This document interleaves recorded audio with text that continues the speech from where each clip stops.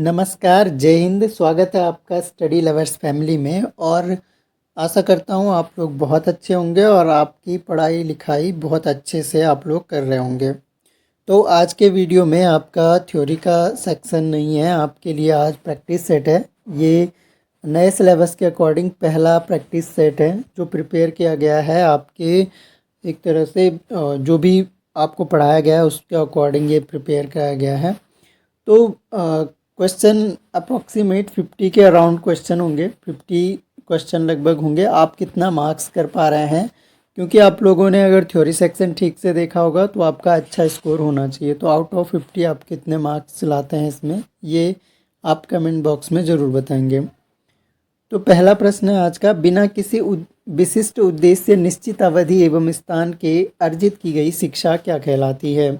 अगर शिक्षा जो है बिना किसी विशिष्ट उद्देश्य, निश्चित अवधि और स्थान, तो ये हमने ठीक से डिस्कस किया था कि जिसका उद्देश्य निश्चित नहीं है, समय निश्चित नहीं है, स्थान निश्चित नहीं है, तो वो क्या है, आपकी अनौपचारिक एजुकेशन है, इनफॉर्मल एजुकेशन। ये वीडियो अगर आपने नहीं देखा है तो थ्योरी सेक्शन के पूरे वीडियो कंप्लीट ज़रूर कर लीजिएगा। तो ये हो गया। अगला क्वेश्चन, आपको काउंट करते हुए ज़रूर चलना है और अपना स्कोर कमेंट बॉक्स में लास्ट में ज़रूर बताना है।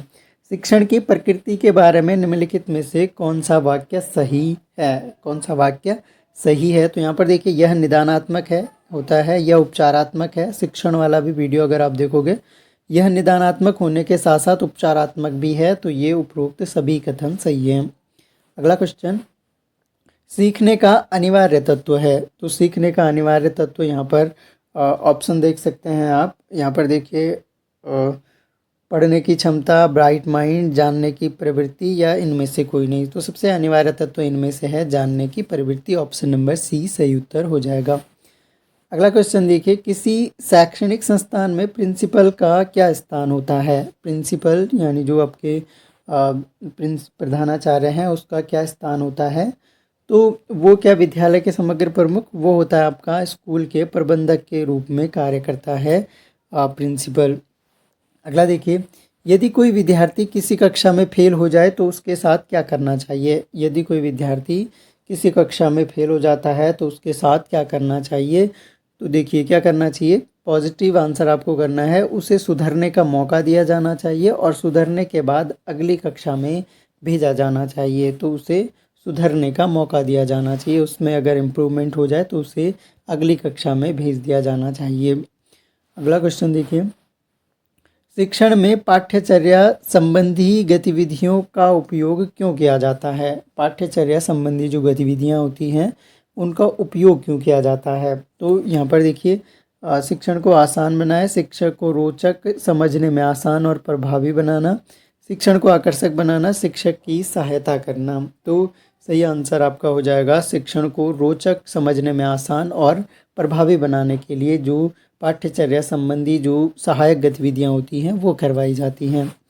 अगला क्वेश्चन, शैक्षिक प्रक्रिया के 3 घटक क्या हैं। तो 3 घटक जो हैं शैक्षिक प्रक्रिया के, ये बताए थे। त्रिध्रुवीय प्रक्रिया, एजुकेशन एक त्रिध्रुवीय प्रक्रिया है, ये वाला स्टेटमेंट हमने डिस्कस किया था डेफिनेशंस में।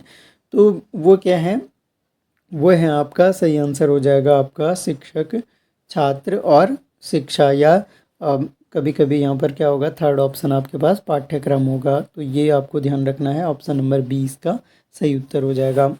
अगला देखिए, निगमनात्मक विधि से शिक्षण क्या है। निगमनात्मक विधि से शिक्षण क्या है। तो यहाँ पर देखिए, आगमनात्मक जो विधि होती है वो होती है विशिष्ट से सामान्य की ओर, यानी विशिष्ट कोई विशिष्ट चीज़ है उससे सामान्यकरण हो रहा है या सामान्य की ओर जा रहे हैं, तो वो क्या हो गया, आगमनात्मक विधि हो गई। और निगमनात्मक हो जाएगा इसका उल्टा, सामान्य से विशिष्ट की ओर। ऑप्शन नंबर ए आपका सही उत्तर हो जाएगा।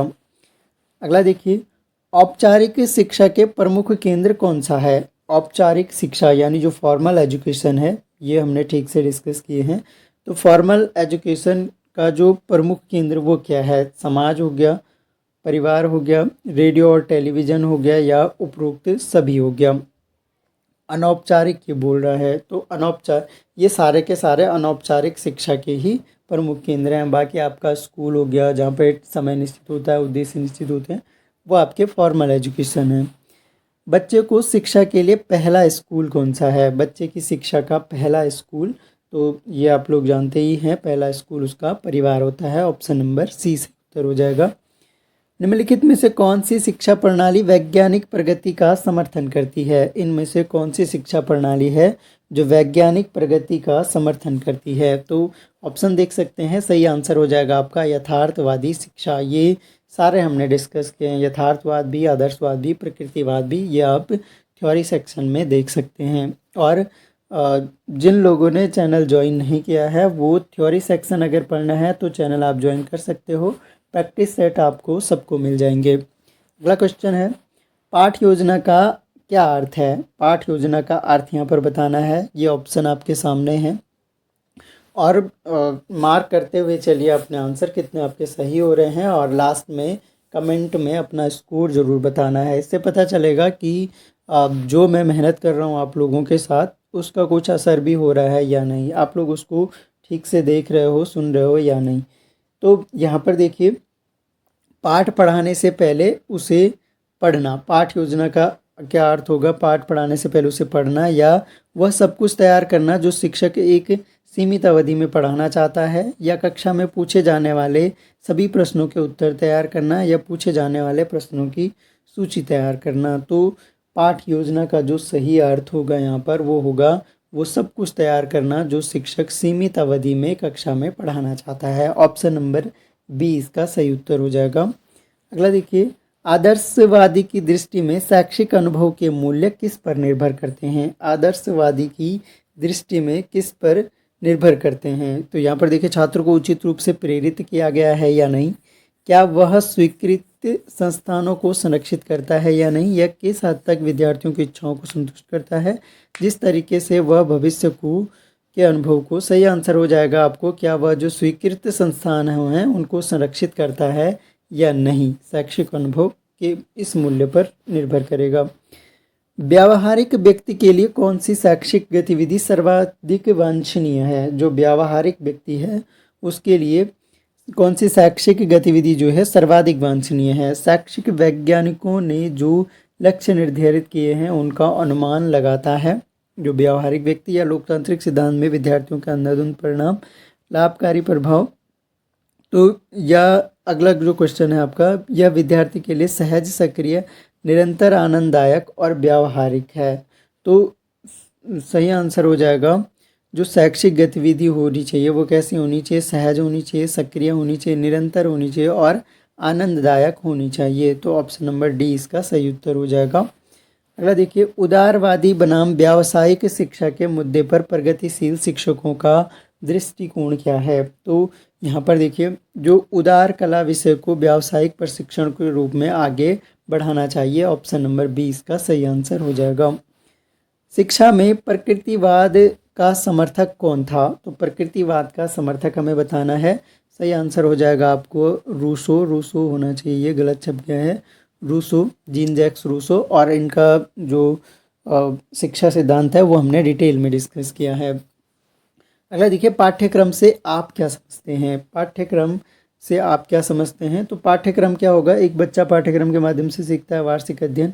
ये सबसे सही आंसर हो जाएगा आपका। पूरे वर्ष शिक्षकों द्वारा छात्रों को पढ़ाए जाने वाले पाठ्यक्रम को इंगित करता है। Option number D. और इस पाठ्यक्रम के अंतर्गत आपकी जो को करिकुलर एक्टिविटीज़ होंगी यानी सहायक जो क्रियाएं होंगी वह भी शामिल हैं। अगला देखिए, महात्मा गांधी ने किस शिक्षण प्रणाली का प्रतिपादन किया? तो हमने सारे इंडियन थिंकर डिस्कस किए हैं और उनकी कौन कौन सी विधियां हैं, कौन कौन सी उन्होंने शिक्षण विधियां दी हैं, क्या क्या उन्होंने प्रयोग किए हैं और क्या क्या उन्होंने सिद्धांत दिए हैं, तो ये सब हम पढ़ चुके हैं। तो यहाँ पर देखिए, गतिविधियों द्वारा शिक्षण कहा था, हस्तशिल्प की शिक्षा हमने पढ़ा था, संगीत के माध्यम से शिक्षण, ये भी श्रवण ध्यान आदि के माध्यम। तो ये सभी विधियाँ जो हैं महात्मा गांधी जी की हैं। तो कभी क्या होगा, 4 ऑप्शन दे देगा, इनमें से एक ऑप्शन ऐसा देगा जो महात्मा गांधी ने नहीं दी होगी तो छांटने को दे देगा। तो थोड़ा सा ध्यान रखनी है सारी विधियाँ। अगला देखिए, बैक टू नेचर यानी प्रकृति की ओर लौटो, और ये हमने डिस्कस किया था। और जिन्होंने वीडियोस ठीक से सुने हैं तो मुझे लग रहा है सारे ही क्वेश्चन वो सही कर पा रहे हैं। प्रकृति की ओर लौटो, सही आंसर आपका क्या हो जाएगा? यहाँ पर सही आंसर हो जाएगा आपका प्रकृतिवाद का है, सिंपल सा है। प्रकृतिवाद के बारे में कौन सा कथन सही नहीं है? तो अब बताना है नेचुरलिज्म जो है आपका, इसके बारे में कौन सा कथन सही नहीं है। देखिए, मानवतावाद के खिलाफ एक प्रतिक्रिया थी, बिल्कुल सही है कि जो प्रकृतिवाद का उदय हुआ था वो मानवतावाद के अगेंस्ट इन्होंने कहा था। पुनर्जागरण काल पतित मानवतावाद के विरुद्ध एक प्रतिक्रिया, तो दोनों ही कथन ये सही हैं एक तरह से। तो सही जो नहीं है, शिक्षा में परिष्कार करना किसी का कृत्रिमता और दिखावटीपन के खिलाफ एक प्रतिक्रिया है, ये आपका सही नहीं है, ऑप्शन नंबर सी। अगला देखिए, किसने कहा सामान्य अभ्यास को उलट दें और आप लगभग हमेशा सही काम करेंगे? ये इंपॉर्टेंट है स्टेटमेंट, थोड़ा सा ध्यान रखिएगा। सही आंसर हो जाएगा आपका, ये रूसो का स्टेटमेंट है, ऑप्शन नंबर बी सही उत्तर हो जाएगा। मानवीय संस्थाएं मूर्खता और विरोधाभास का एक समूह है, यह कथन किसका है? जो मानवीय संस्थाएं हैं वो मूर्खता और विरोधाभास का एक समूह है, ये कथन आपका, ये भी आपका रूसो का है, क्योंकि प्रकृति का समर्थन करते थे, इसलिए जो मानवीय संस्थाएं हैं या ऐसे स्कूल्स हैं उनका ये विरोध करते थे। अगला देखिए, किस शिक्षा दर्शन के अनुसार व्यक्ति के व्यक्तित्व का उत्थान शिक्षा का कार्य है? यानी व्यक्तित्व विकास किस शिक्षा दर्शन के अनुसार शिक्षा का कार्य है? तो यहाँ पर आदर्शवाद का भी है और मार्क्सवाद का भी है, ऑप्शन नंबर डी आपका सही उत्तर हो जाएगा। अगला देखिए, प्रकृतिवाद की शिक्षा का उद्देश्य कौन सा नहीं है? तो प्रकृतिवाद की शिक्षा का उद्देश्य जो नहीं है, शिक्षा जीवन के निचले रूपों में मनुष्य के विकास की धारणा है, ये सही है। व्यक्ति या राष्ट्र को अस्तित्व संघर्ष के लिए तैयार करना ताकि अस्तित्व सुनिश्चित हो सके, ये भी सही है। विद्यार्थियों को अपने परिवार के साथ सामंजस्य बिठाना, अनुकूलित होने में मदद करना, ये भी सही है। नैतिक और नैतिक मूल्यों को विकसित करना, ये मेनली जो है आदर्शवादी शिक्षा का उद्देश्य है, प्रकृतिवादी शिक्षा का उद्देश्य ये नहीं है, ऑप्शन नंबर डी इसका सही उत्तर हो जाएगा। ये पढ़े हैं हमने सब। किस स्कूल का मानना था कि भगवान सभी चीज़ों को अच्छा बनाता है, भगवान सभी चीज़ों को अच्छा बनाता है, मनुष्य हस्तक्षेप करता है और वे दुष्ट बन जाते हैं? तो ये किस स्कूल ऑफ थॉट का है या कौन सी विचारधारा का ये स्टेटमेंट है? सही आंसर हो जाएगा आपका, ये प्रकृतिवाद का स्टेटमेंट है। किस स्कूल ने कोई हस्तक्षेप नहीं, कोई रोक नहीं के नारे के साथ आत्म अभिव्यक्ति को बनाए रखा? तो ये बनाए रखा प्रकृतिवाद का जो चरम रूप था, ऑप्शन नंबर ए सही उत्तर हो जाएगा। कौन सा दर्शन का स्वरूप नहीं है? इनमें से बताना है कि कौन सा जो है दर्शन का स्वरूप नहीं है। तो दर्शन हमने डिस्कस किया था पहले ही वीडियो में। दर्शन का स्वरूप क्या नहीं है? यह ज्ञान का विज्ञान है, हमने पढ़ा था। यह विभिन्न दृष्टिकोणों का सामूहिक समूह है, ये भी हमने पढ़ा। सत्य की खोज के लिए योजनाबद्ध प्रयास है, ये भी सही है। रचनात्मक विचारों की समग्रता है, ये वाला स्टेटमेंट आपका गलत हो जाएगा। दर्शन की कौन सी शाखा ज्ञान, उसकी संरचना, पद्धति और वैधता से संबंधित है? और ये सब हमने डिस्कस किए हैं, तत्व मीमांसा, ज्ञान मीमांसा, मूल्य मीमांसा। तो सही आंसर इसका हो जाएगा, ये ज्ञान मीमांसा से संबंधित है, ऑप्शन नंबर सी। अगला क्वेश्चन देखिए, किस स्कूल ने कहा कि बच्चे के प्राकृतिक आवेग बहुत महत्वपूर्ण हैं और अपने आप में अच्छे हैं? तो प्राकृतिक आवेग, फिर से प्रकृतिवाद की बात हो रही है, तो ये किसने कहा है? ये जैविक प्रकृतिवाद या प्रकृतिवाद भी ऑप्शन में आएगा। तो वो अब जैविक इसलिए क्योंकि प्राकृतिक आवेग जो आपके बायोलॉजिकल एक तरह से हार्मोन्स हैं, न्यूरॉन्स हैं, वो आपके बिहेव को कंट्रोल करते हैं और वो जो भी बच्चे के अंदर हैं वो महत्वपूर्ण है और अपने आप में अच्छे हैं, ये जैविक प्रकृतिवाद ने कहा है। दर्शन की कौन सी शाखा वास्तविकता की प्रकृति से संबंधित मुद्दों की जांच करती है? ये भी हमने क्वेश्चन रिपीट ही हो रहा है, ये मैंने बोला भी था जब मैं पढ़ा रहा था इसको। तो यहाँ पे क्वेश्चन बन सकता है ऐसे, तो सही आंसर इसका हो जाएगा, ये तत्व मीमांसा इस मुद्दों की जांच करती है। अगला देखिए, शिक्षा दर्शन शिक्षण की आवश्यकता किस पर आधारित है? शिक्षा दर्शन शिक्षण की आवश्यकता किस पर आधारित है? सही आंसर आपका हो जाएगा, जो विभिन्न दर्शन हैं, दर्शनों ने शिक्षा के हर पहलू पर अलग अलग दृष्टिकोण व्यक्त किए हैं। तो ऑप्शन नंबर सी सही उत्तर हो जाएगा यहाँ पर। आदर्शवाद के अनुसार शिक्षा का लक्ष्य क्या है? तो आदर्शवाद के अनुसार जो शिक्षा का लक्ष्य हमने पढ़ा था वो क्या था? नैतिक मूल्यों की प्राप्ति था, ऑप्शन नंबर बी यहाँ पर सही उत्तर हो जाएगा।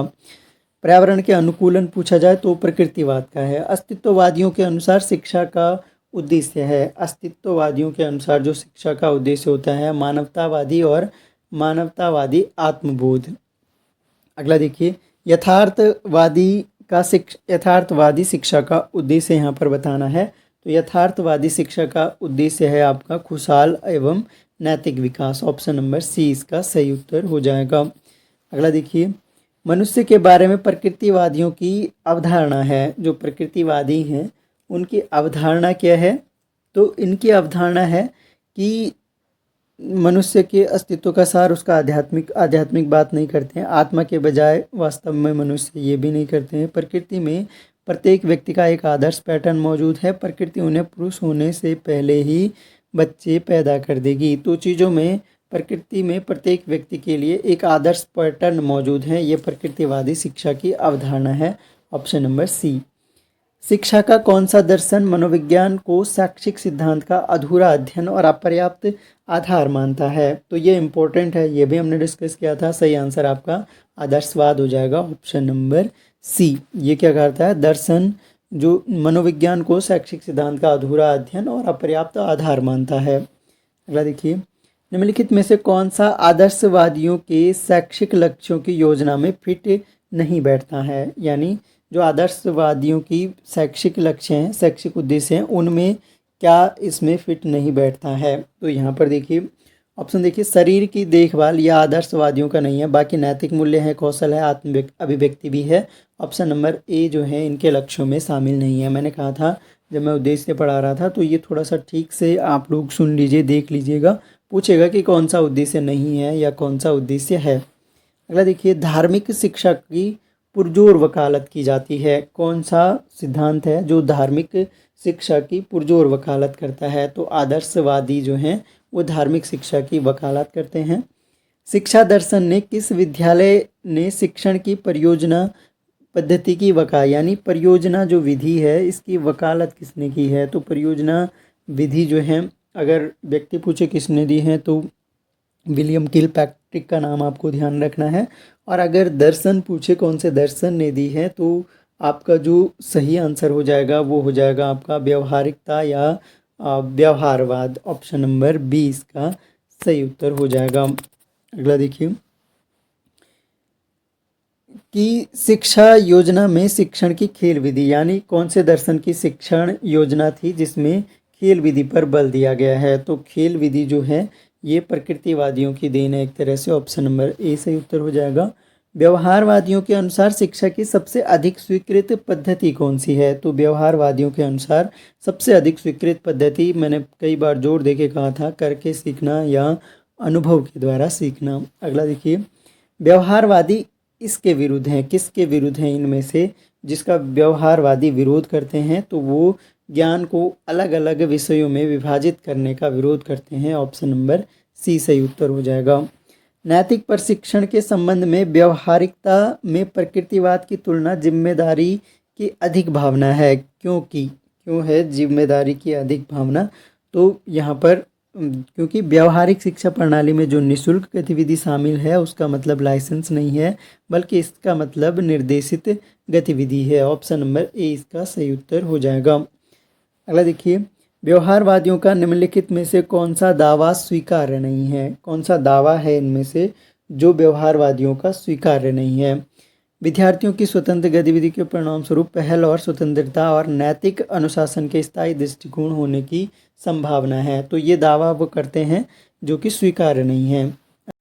शिक्षण की परियोजना पद्धति का उत्कृष्ट योगदान है, यानी जो परियोजना पद्धति है वो किसका उत्कृष्ट योगदान है? तो व्यवहारिकता या व्यवहारवाद का। अगला क्वेश्चन देखिए, प्रोजेक्ट विधि की विशेषता कौन सी है? तो कौन सी विशेषता है इनमें से प्रोजेक्ट विधि की? तो प्रोजेक्ट विधि की जो विशेषता होगी वो होगी आपका बच्चे के व्यक्तित्व के सर्वांगीण विकास के लिए उपयोग किया जाता है। ऑप्शन नंबर सी सही उत्तर हो जाएगा। अगला देखिए, निम्नलिखित में से कौन परियोजना पद्धति में अनिवार्य रूप से वांछनीय नहीं है? यानी अनिवार्य रूप से कौन सा इसमें से वांछनीय नहीं है? यहाँ पर देखिए, परियोजना का कार्य स्कूल की दीवारों के बाहर जीवन के कार्य जितना वास्तविक है, बिल्कुल सही है। परियोजना के कार्य में उद्देश्यपूर्ण परिणाम देने वाले रचनात्मक प्रयास विचार शामिल हैं, बिल्कुल वांछनीय है। प्रोजेक्ट का कार्य बच्चों के लिए संदेश से भरपूर होना चाहिए, ये वांछनीय नहीं है, ये वांछनीय नहीं है।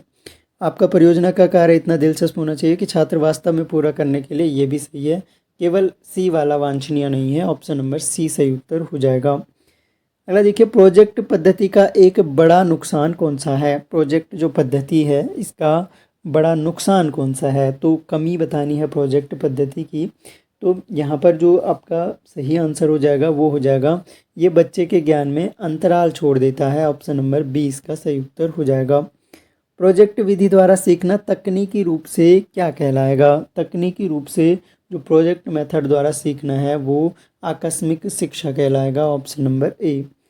प्रयोजनवादी के अनुसार शिक्षा है, ये प्रयोजनवाद भी हमने डिस्कस किया था। तो प्रयोजनवाद या व्यवहारवाद, तो प्रयोजनवाद के अनुसार जो शिक्षा है वो पूर्णतः उद्देश्यपूर्ण होती है। ऑप्शन नंबर सी इसका सही उत्तर हो जाएगा।